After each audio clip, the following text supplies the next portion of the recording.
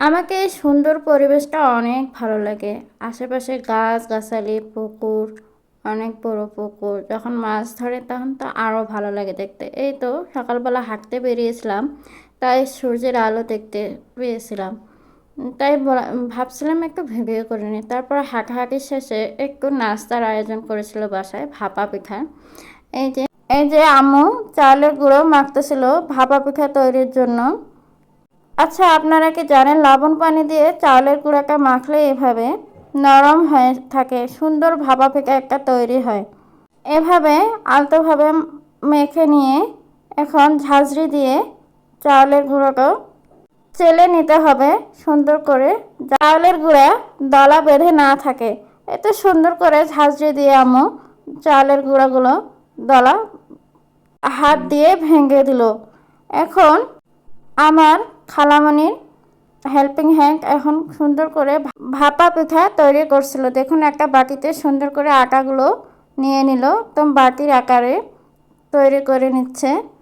এরকমই দেখতে হবে। এই যে কাপড়টা ভেজে নিয়েছে ঠান্ডা পানিতে নিয়ে একদম সুন্দর করে মরিয়ে কলসিতে পানি একটু গরম করতে দেওয়া হয়েছিল। ওই গরমে ভাপা পিঠা তৈরি হচ্ছে। দেখতেও যেমন ভালো লাগে, খেতেও তেমন সুন্দর হয়। এতে যদি নারকেল আবার খেজুরের গুড় দেওয়া হয় তা অনেক ভালো লাগে। এই তো গুড়টা পাক করে নিয়েছি, অনেক সুন্দর কালার আসছে কিন্তু। এই তো বড়ম্মা আবার সম্পর্কে আমার কিন্তু একটা বড়ম্মা হয়, আবার তিনি দিচ্ছেন, একটা একটা করে নিচ্ছেন। আর বাকিরা কিন্তু সবাই খাচ্ছে। আমার খাওয়ার সময় হয়নি, তাই একটু ধীরে ধীরে ওয়েট করতেছিলাম যে পরে খাবো। সবাই মিলে খাওয়া দাওয়া করলে অনেক আনন্দ হয়, তাই না? তারপরে এই তো আমাদেরটা তৈরি হইলো। তো এখন আম্মু আর আমি খাবো। এখন অনেক সুন্দর লাগতেছিল গুড়ের কালারটা, ভাপা পিঠার কালারটা অনেক। আমি বলতেছিলাম যে নারকেল ছিল না, নারকেল দিয়ে বানালে আরও মজা হতো। এই তো মাছ, এখন শাটি মাছ আর পাঙ্গাস মাছ দেখে ভেজে নেব তেলে। শীতল রান্না করব, তাই শীতলে মাছটা দিলে অনেক স্বাদ হয়। যে কোনো মাছ আপনারা শীতল দিয়ে রান্না করতে পারেন। কচু থাকলে তার কোনো কথাই নেই, কচু দিয়ে রান্না করতে হবে। এই তো পেঁয়াজটা বেরেস্তা করে নিলাম।